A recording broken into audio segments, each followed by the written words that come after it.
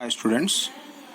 So in the yesterday's class we have seen the meaning of the heredity and variation. So this process of variation as well as the transfer of the characters from the parents to their young ones is completely depending upon the chromosomes.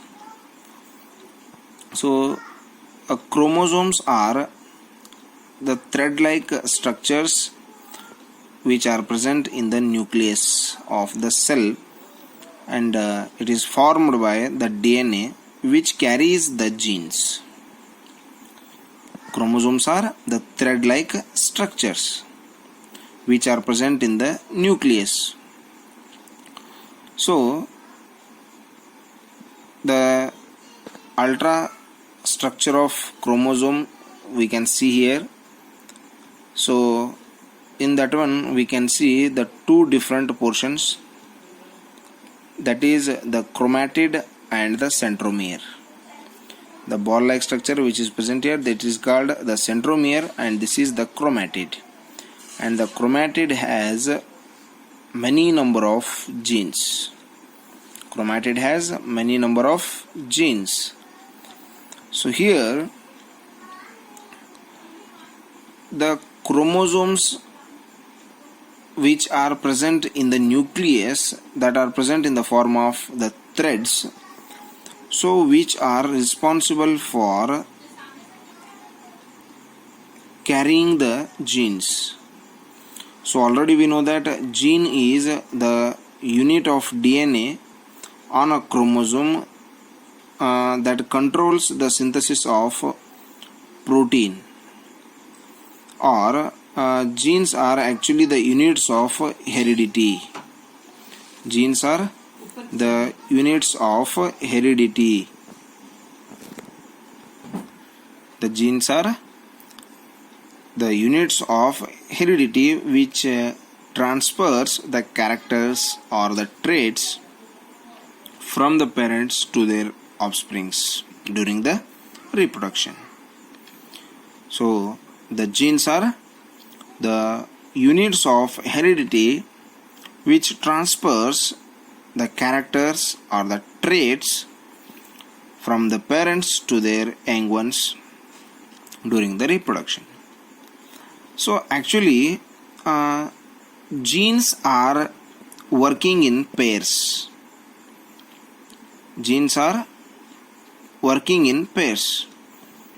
So here the chromosomes also present in the pairs also. Chromosomes also present in the pairs. So in the left diagram we can see here there are 23 pairs of chromosomes are present in the human beings. So 1 pair, 2 pair, 3, 4, 5, like that only we can see up to 18, 19, 20, 21, 22, and this is the X and Y. These are the two chromosomes. Including these two, you can see here the 23 pairs of chromosomes are present in the human beings. So depending upon the organisms, the number of chromosomes are going to be different. So genes control the same characteristics that are given the same letter. For example, some characters are there which are present in the parents that will be carried by for example the tallness or the color of the skin or color of the eyes or color of the hair. So if you can consider any one character of these, so that particular gene is going to carry the particular character only. So that is not going to carry or control any other characters.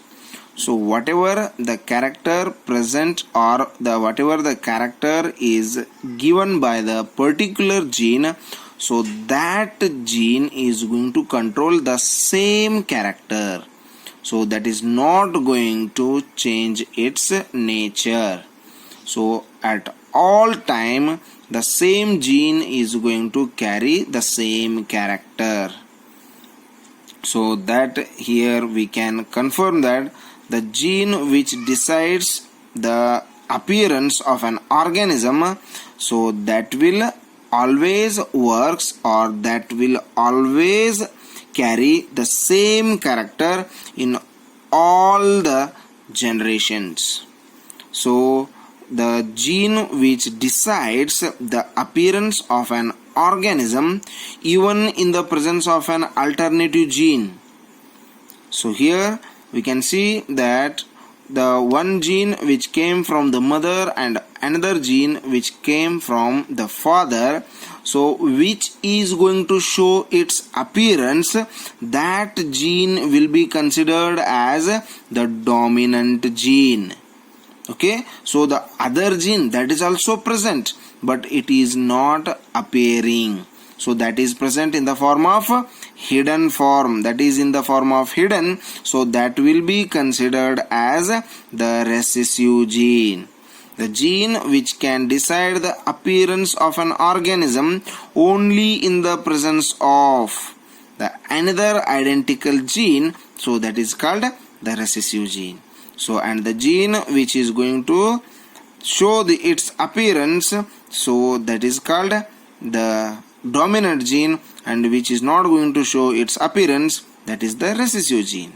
Okay, so this is about the genes and the chromosomes, and which are the main components of the variation as well as the heredity. So on these basis, so John Gregor Mendel has did many experiments. So in the next session we will study about the experiments of Mendel on the heredity. Thank you and have a nice day.